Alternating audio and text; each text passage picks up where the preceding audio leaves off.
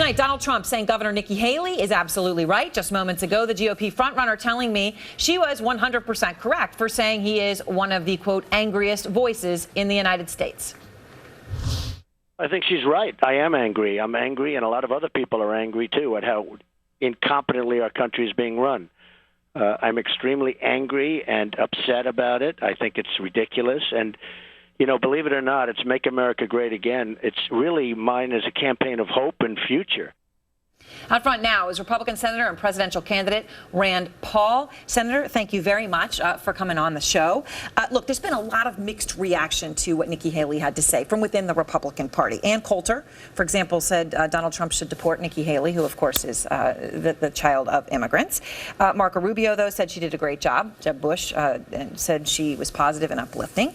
Do you agree with what Governor Haley had to say? I mean, what she said about angry voices was only part of the criticism for the Republican Party. You know, I've been arguing for a couple years now we need a bigger party, that the Republican Party needs to be more diverse, more ethnically diverse, more ideologically diverse, more diverse, young, old, rich, poor, with earrings, without earrings, with tattoos, without tattoos. I want more people in the party.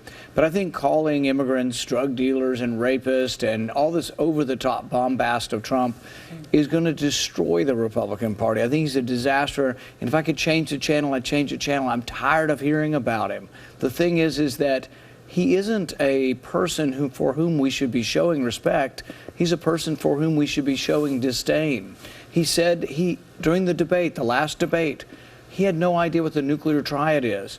Would we want someone to be in charge of our country that doesn't know what the nuclear triad is, that we can deliver missiles by land, sea, and air? Do you respect, though, that voters don't agree with you, Senator? No one's voted But in yet. every poll since last summer, Senator, they have said they like Donald Trump. A week after the last debate, when he didn't realize what the nuclear triad is, his spokesman came out and said that our problem has been that we have not been willing enough to use the nuclear arsenal. This is who we're talking about.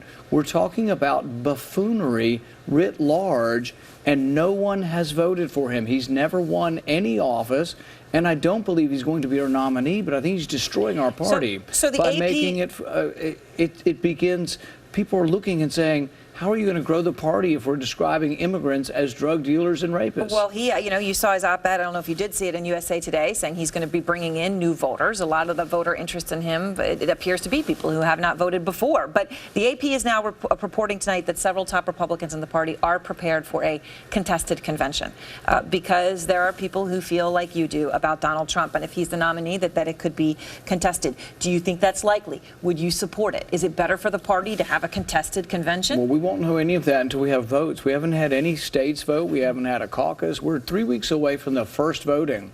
So I think we get premature. We jump ahead, and we're already talking about Trump this, Trump that. He has not won any election yet in his life. He's not won any nominating contest. I think we're far from over. I think there will be a spirited contest. It may last all the way to the convention.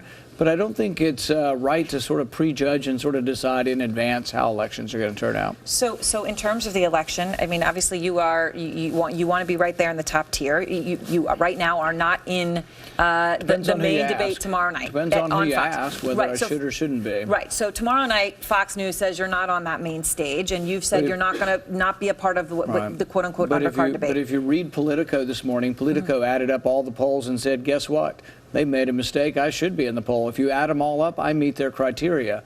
So my complaint is one, the criteria are arbitrary and capricious, but two, even meeting the arbitrary and capricious standard, we met it, and yet we're still not in it. And so my question to the Republican Party is, do you want a bigger party or a smaller party? When you exclude candidates who meet the criteria, I think that's a big mistake for the Republican Party. We have a lot of close races. We'll have a lot of close Senate races that need the liberty movement in the party. The liberty movement can go a lot of different places. They don't always stay in the Republican Party. It's a big deal, and I've tried to keep the liberty movement engaged by giving them a candidate who agrees with them that carpet bombing the Middle East isn't a great idea, collecting all the phone records isn't a great idea, that we have to have a more reasonable foreign policy, that putting all the kids in jail for marijuana is not a good idea.